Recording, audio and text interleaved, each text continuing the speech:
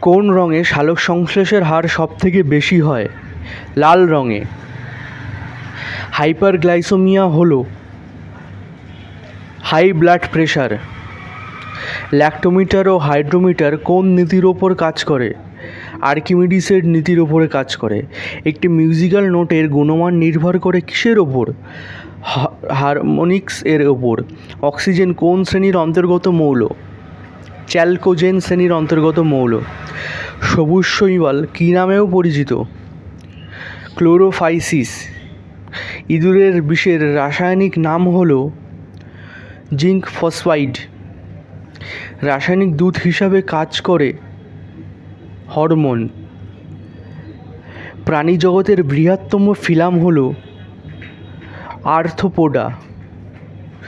ওফিওলজি কোন প্রাণী সংক্রান্ত অধ্যয়ন? সাপ।